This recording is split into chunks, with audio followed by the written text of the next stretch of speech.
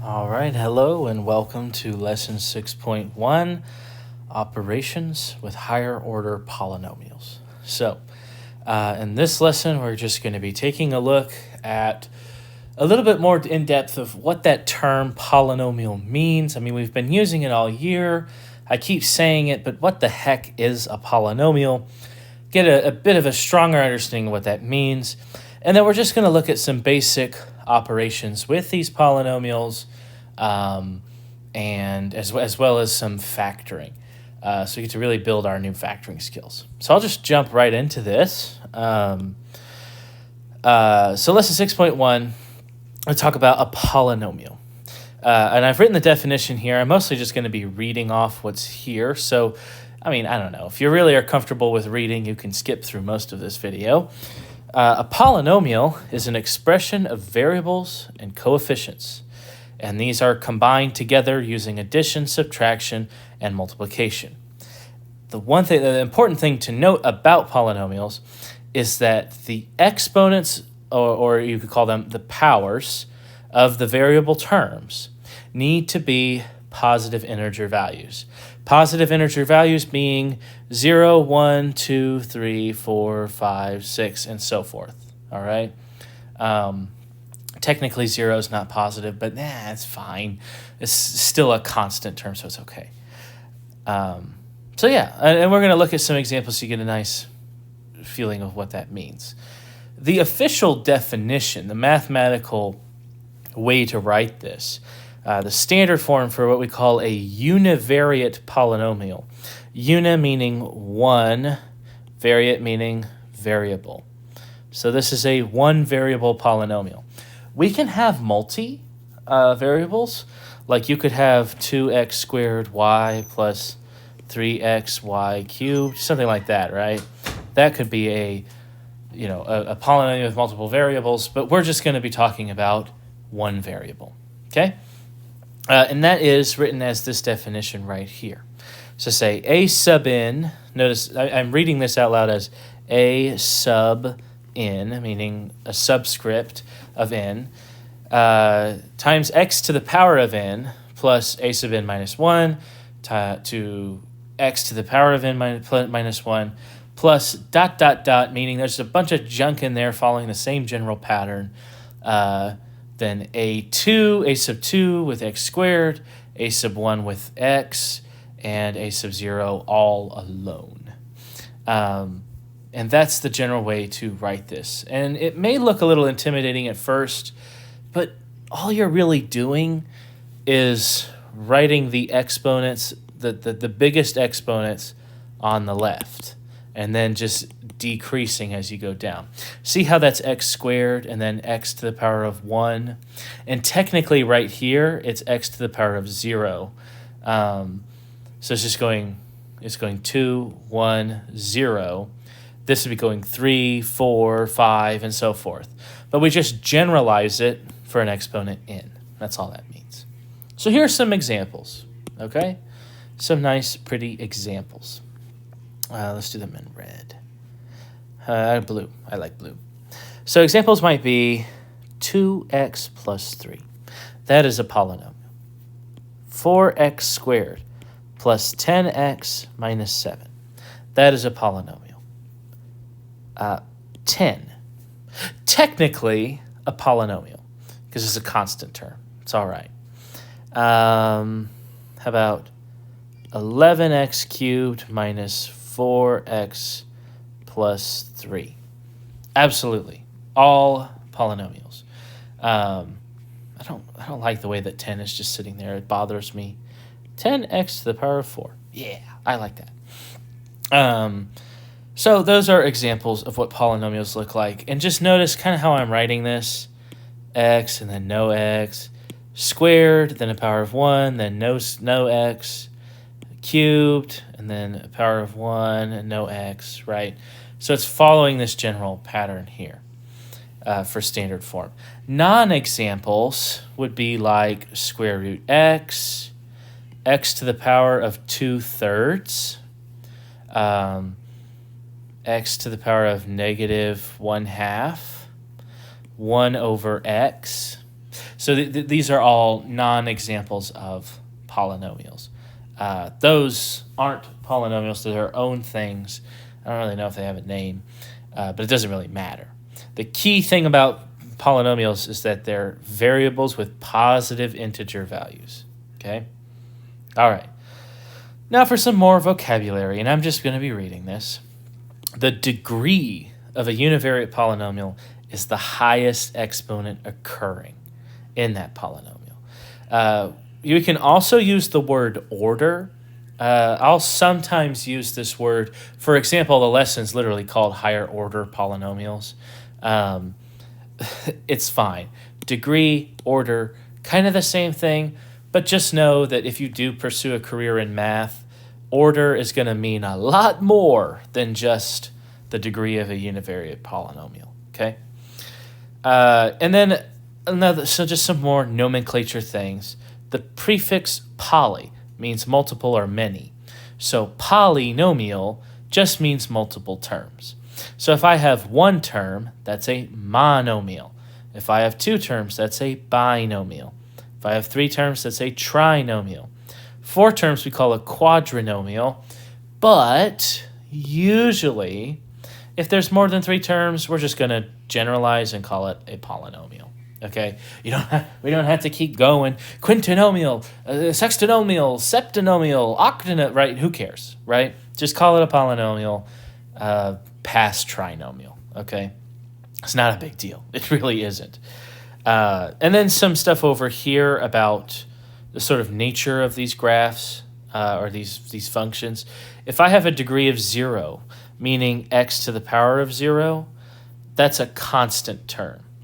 If I have a degree of 1, meaning x to the power of 1, which is just x, that's a linear term. If I have a degree of 2, that's x squared. That's a quadratic, which we just did our whole unit on. Degree of 3, that's x cubed. We call that cubic. And then degree 4, quartic. Degree 5, quintic. Those aren't really that special either, but it's good to know, all right? I mean, it's all right. We're just adding to our vocabulary. So if you take a look at these examples I had over here, this first example has degree 1 because the highest power is x to the power of 1. This second example has degree 2. I might circle this. I don't know if I want to put that in the notes. Whatever. I'll just point it out to you on the video. Degree 2, because the highest exponent is 2. This one's degree 4. This one's degree 3. Because I'm just looking at the highest power. Okay? There you go. And that's pretty much it. That's pretty much it. So, let's move on. Okay. So, let's talk about operations with higher order polynomials. We're going to do addition and subtraction and also multiplication. We will do division, but that's actually next lesson.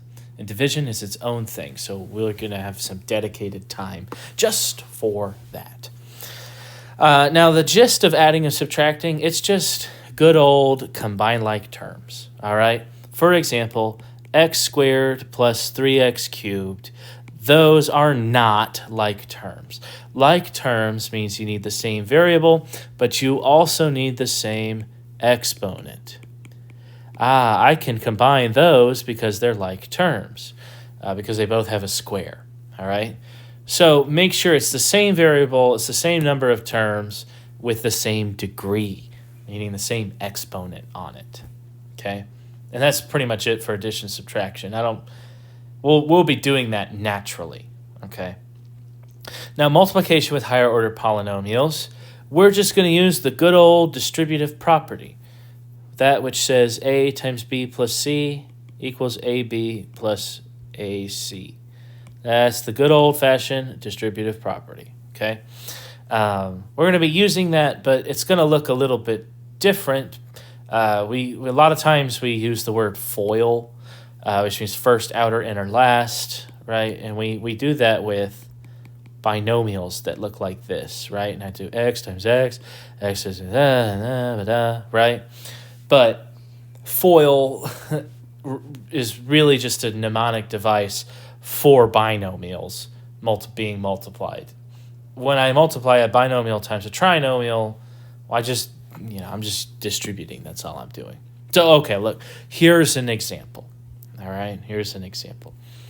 Let's simplify the expression and then classify the resulting polynomial. So, I'm going to distribute x times x squared is x cubed.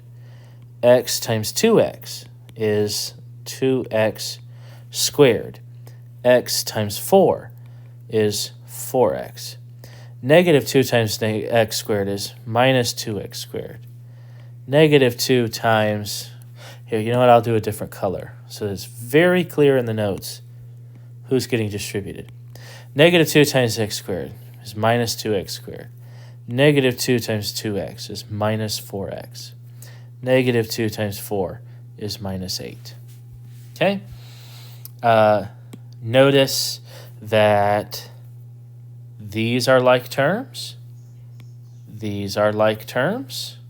So they're going to cancel out like that. And I will be left with x cubed minus 8.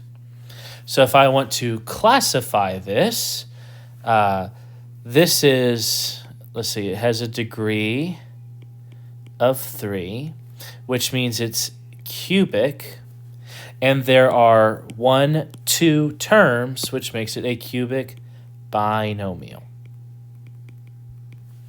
Like so. Amazing. Fantastic. You know what I'm going to do? I'm going to add an x here. I'm going to do that. All right, let's look at another example. I'm going to multiply this expression together. I'm going to lasso this and pull it up a little bit. Give me a little more room. Let's go to blue. And I'll just start distributing. Now, look, it doesn't really matter where you start distributing. In fact, I'm going to do 2 distributions at once, 2 separate distributions. I'm going to multiply this x inside here, obtaining x squared plus x. And then in red, I'm going to multiply these other ones. X times x is x squared. X times 3 is 3x minus x minus 3 by distributing those fellas. Then I reduce to say x squared plus x times x squared plus 2x minus 3. And then I'm just going to start multiplying this out. Now, okay, here we go. We'll do green. I don't want to do green. I don't want the colors to get too confusing.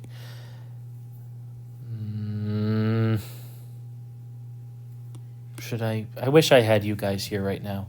I wish you were by me and could give me advice as to whether this aesthetically looked good or not. And now I'm sad. X squared times x squared is x to the power of 4. X squared times 2x, I can't draw that curve very well, is 2x cubed. X squared times negative 3 is negative 3x squared. Then x times x squared is another x cubed.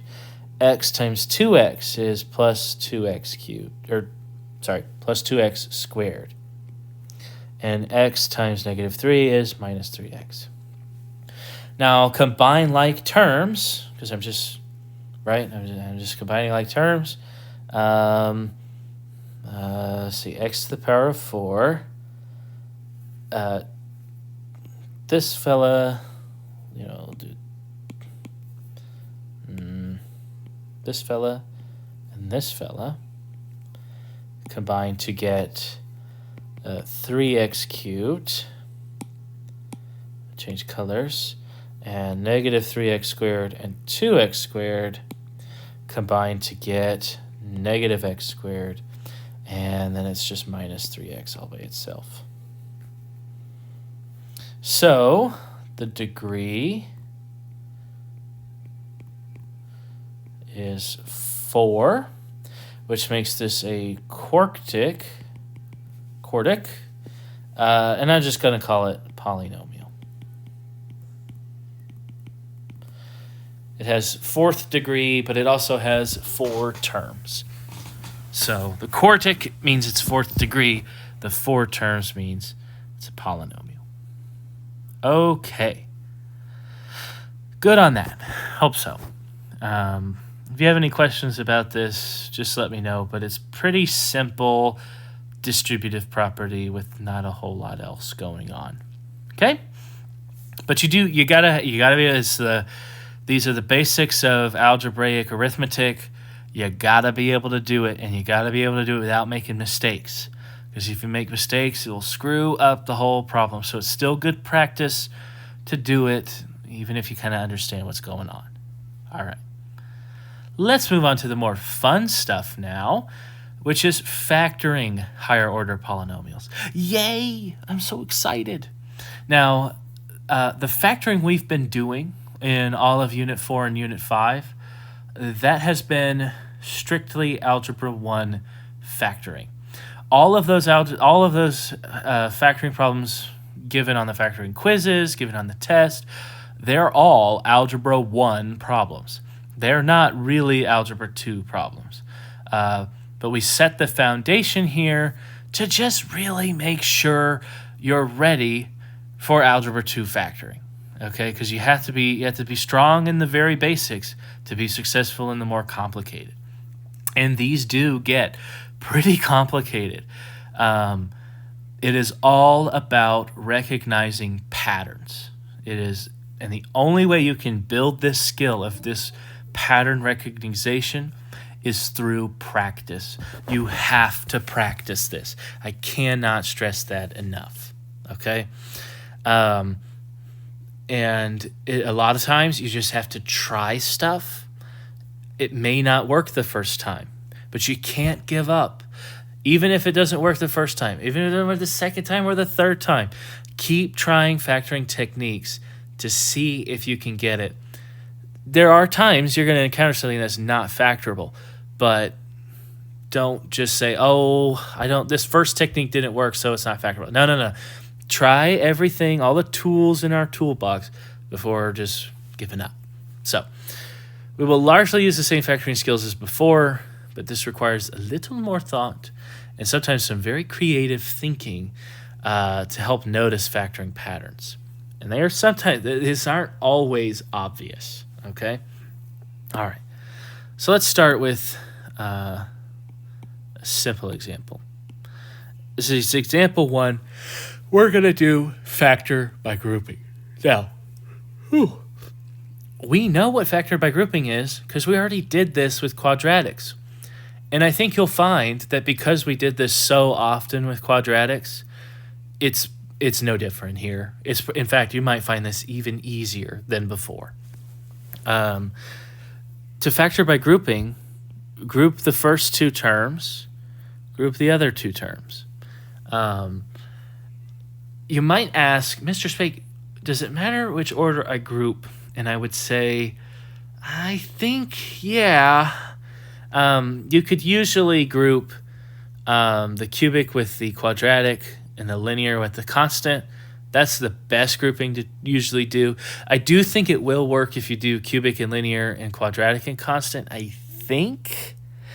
But I wouldn't do cubic with constant and quadratic with linear, if that makes sense. Because you could rearrange these groupings in any way you want, but I think the best way to group is to write it in standard form like so, and then just group the first pair, group the second pair. Okay, so let's just factor out the GCF because that's what we do when we factor by grouping, right? Factor the GCF, the greatest common factor. So from this first grouping, the greatest common factor is x squared, and what's left behind is x plus 2. For the other grouping, they have a 7 in common, and what's left behind is x plus 2. Now, because they have x plus 2 and x plus 2 in common, that's a common factor, I can factor out x plus 2, and then what's left inside is x squared plus 7. And that's it, because we don't have a sum of squares identity. So x squared plus 7 is a quadratic factor that we cannot factor any further. Okay? And that's it. I mean, really, it was just pretty basic grouping. I do want to show you an example of when it doesn't work. So I'm going to say when it doesn't work, ...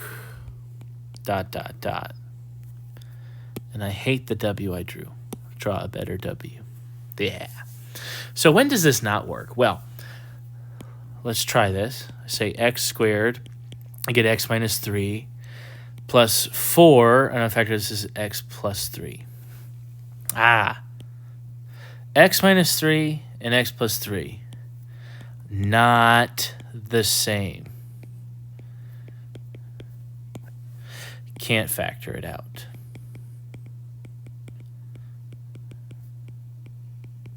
All right, so this cannot be factored by using factor by grouping.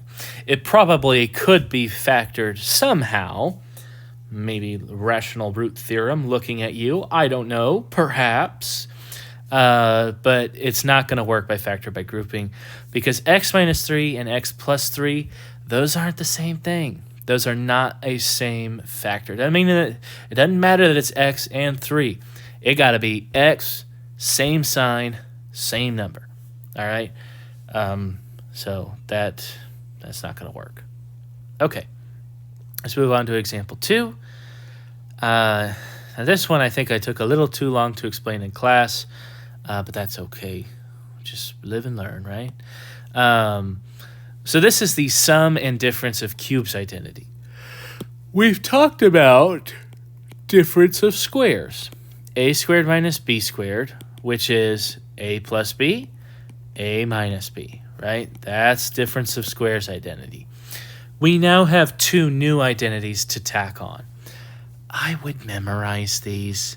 If you get in a pickle, I'll help you out, like, if we're taking a quiz or something. But it really would be good practice to know this, guys. I'm just going to say, I know it's a bit of a mouthful to memorize this strange identity, but it comes in handy, pretty useful, and it's just, life will be easier if you just know it, okay? Kind of like if you just know difference of squares. Now, there is a way to remember this. Sorry, I'm yawning. I'm rather tired. Okay. So notice sum of cubes means plus. Difference of cubes means minus between perfect cubes, right? The way this works, it's always going to be the a, the b, a squared, ab, b squared. Notice that's the same down here. All that's different are these signs right here, okay? So you might say, how do I remember what those signs are? Well, we have an acronym. We say SOAP, SOAP. And SOAP stands for same, opposite, and always positive. Soap. And I might draw a little bar of soap.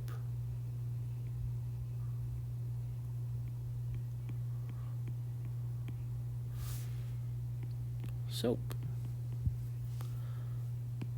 And this is a happy boy because he's clean. Soap. Oh, let's put some suds down here too. No, there was too many suds. Let's delete some of those. Yeah, there we go. A nice bar of soap for happy lad. Okay. So, it's just this. So when I say same, opposite, always positive, that's in reference to the original sign. If it's a sum of cubes, same sign, it's plus here. It's opposite, which means it's subtraction instead of plus. But this last term in the trinomial is always positive. AP, always positive. It's a silly little device to help remember, but it comes in handy. I like it. Soap. Okay, so let's actually solve this now. X cubed plus 125. Let's put this into use. Well, anytime you notice, let's say, a cubic binomial, right? Because both the sum and difference of cubes identities, those are cubic binomials. If you see a cubic binomial, just check, just mentally see. Is it possible that this is a sum or difference of cubes? Are they perfect cubes? Because more often than not, they will be. Now, they don't always be, but sometimes they will be. So if I look at this example, well, this is x cubed plus 5 cubed is 125. So this tells me a equals x and b equals 5. And so I'm just going to use sum of cubes. Sum of cubes. And that just says a plus b, a squared minus ab plus b squared.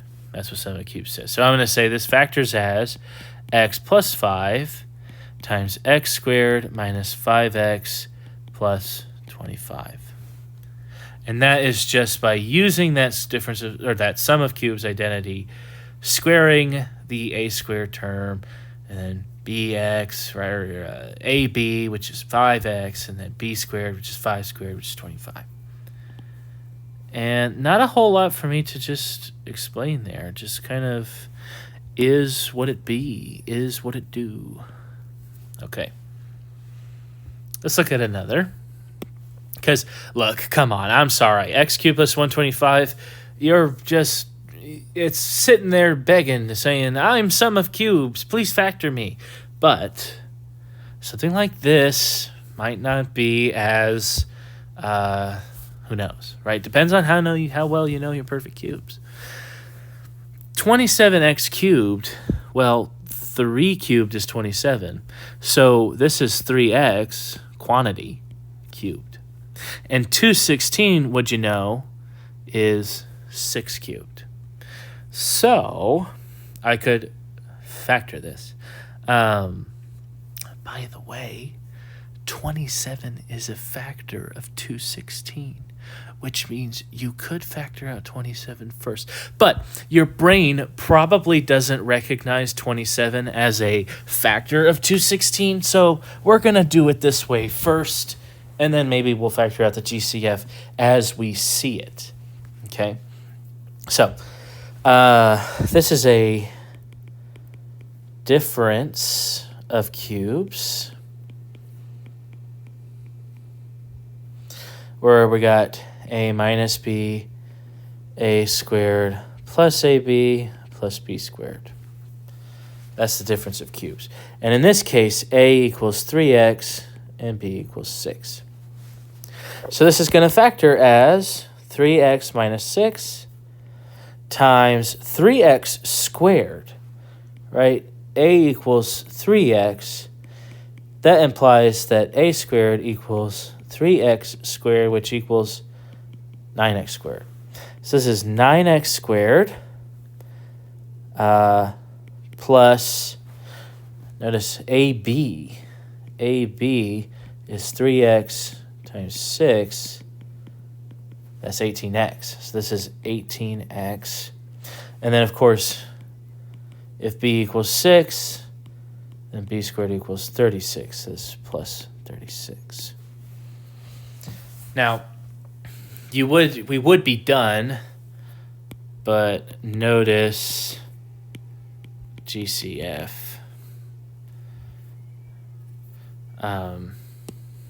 Right? Oh, excuse me. I hope you didn't hear that. Notice the GCF. In the first term, we can factor out a 3. And in the second in that trinomial term, we can factor out a 9. Like so. And then if we multiply the constants on the outside, 3 times 9 is 27. And we'd like this to be nice and fully factored like so. Okay? Nice and beautiful. Fully factored form. By the way, you might be thinking, Mr. Spake, aren't those quadratics? And if we see quadratics, shouldn't we factor them? And I say, yes, pupil. What a great observation. Perhaps you should try factoring these quadratics. You are welcome to try, but they're not going to ever factor. In fact, when we say that this is how the sum and difference of cubes identities factor, that means that this, I think you would use the word irreducible, is an irreducible quadratic, meaning you can't factor it further. This is fully factored form, so you really don't have to go further than that. Yeah, it's a quadratic, but you can't factor it further. Okay. We're almost there. Oh, we're getting there. Last one that's a little bit new to talk about, and this is the one that is going to take some time for some of us to really recognize. I know it took me some time to recognize. It did not just pop out at me from the get-go. It took me a lot of practice and a lot of time to start seeing these patterns. This pattern is factoring like a quadratic. So when I say factoring like a quadratic, it means that whole cross method, we could use that to factor higher order polynomials as though they were quadratics. And here's how this works. Notice this is a quartic trinomial, degree 4 with 3 terms. But x to the power of 4 is x squared squared, isn't it? So then this is x squared squared minus 29x squared plus 100. So here's what we're going to do. I'm going to say in red, let u equal x squared. And you might say, where did he come up with u? I pulled it out of thin air, okay? I picked a letter. You could pick M. You could pick P. Just pick a letter. I like u, all right? Okay, so if u is x squared, then this equals x squared squared. That's u squared minus 29 times x squared, but x squared is u, and then plus 100. Hey, that's like a quadratic. Like a quadratic. Do you see it? I hope you can see it.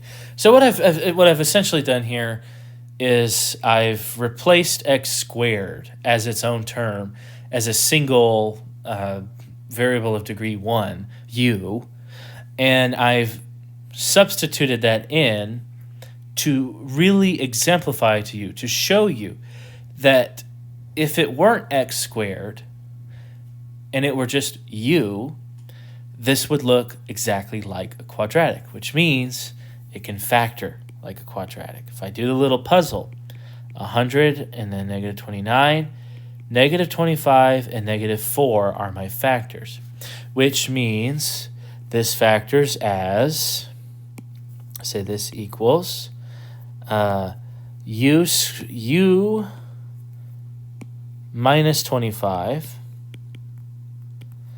and u minus 4. Because that's just how that factors. From here, u is x squared. So let's put that back in. X squared minus 25, x squared minus 4. And what I did, let's see, put back u equals x squared. And there you go, right? So it's been factored, but now it's back in terms of x squared. But oh my goodness, Oh my goodness gracious. Both are difference of squares. Oh my lord. Both are difference of squares. So, these can actually still be factored further. And I hate the way I wrote squares, so I'm going to erase it and rewrite it. Squares. So, how do I factor this further? Well, x squared minus 25 is x plus 5 times x minus 5. And x squared minus 4 is x minus 2 times x plus 2. And that's how those factor. That's fully factored form. So I factored this quartic just like a quadratic would be factored, but then I even continued a little bit more too. And we were able to break this down into 4 linear factors, which is really nice. It's really beautiful. So we like that. We like that. I do also want to call your attention. Notice the roots are, what make this go to 0. So the roots are negative 5, 5, 2, and negative 2. Okay? Those are my roots. There's some homework questions that ask you to identify the roots. There's no different from what we talked about with quadratics, right? They're just those things that make the function go to 0. So that's all I did. Okay. Now, this is pretty much the end of the video, but these are some example problems from class that I just, maybe I didn't explain them in class, or maybe I did, or maybe you just wanted to see more examples. I don't know. But these were for you, the student, to practice on your own. So if you're watching this lesson from home, I would recommend pausing this video, trying these 3 problems and this 4th problem on your own. But if you just want to watch me do them for assistance, guidance, whatever, here we go. Okay? But I'm not going to be showing anything new here. This is just putting all of it together in multi-step factoring examples. Okay. Now look, the first thing you want to try whenever you're factoring is look for a greatest common factor. So when I look at this first example, I notice all terms are divisible by 5 and x. So I'm going to factor out 5x, and I'm left with x squared minus x minus 2. Now, x squared minus x minus 2, that's a factorable quadratic. Negative 2 and 1. So this is 5x times x minus 2, x minus 1. Done. Fully factored. That one was pretty fast. Do you see how that's still just the same old factoring techniques as we've done before, but it's just multi-step now? Yeah, you found the GCF, but then you just factor the quadratic too, right? So we like it when cubics and quartics factor like that. So beautiful, so nice, and doesn't require a whole lot of thought or effort. But these other ones, who knows? So take a look at this one, 27x cubed minus 12x. You know, it's like, could this be like a difference of cubes, or like a difference of squares or something? Well, let's factor out the greatest common factor first. They both contain an x, and both 27 and 12 are divisible by 3. So let's pull out 3x. What's left inside would be 9x squared minus 4. And what do you know? 9x squared minus 4 is a difference of squares identity. I might even write that. Diff of squares. So this is going to factor as 3x times a squared is 3x squared. So it is 3x plus 2, 3x minus 2. And that is the difference of, it's just using, that one's just GCF, then difference of squares. Nothing really to it. But noticing that difference of squares might be a little tricky unless you do out the GCF. Next one, we could factor out the GCF, but there is no GCF. So let's try grouping. If I group the first term, factor out x squared, I'm left with x plus 3. If I group the second term, I pull out a negative 1, and then I got x plus 3 again. And because those are in common, I got x plus 3 times x squared minus 1. But hey, x squared minus 1, that's again difference of squares. So this factors as x plus 3 times x minus 1, or sorry, x plus 1, x minus 1.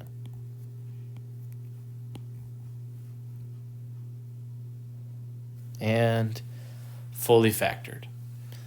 So in this third example, we use factor by grouping, but then we also had to use difference of squares again. So see, it's just all the factoring techniques we know, but they're all coming together to do multi-step factoring. Okay, now for the last one. And this one, truly, if this is your first time watching the video and you're not just watching it for help after class, pause the video and try this. Really, I really recommend it. Pause the video and try this. Give it 5-10 minutes. See if you can get it.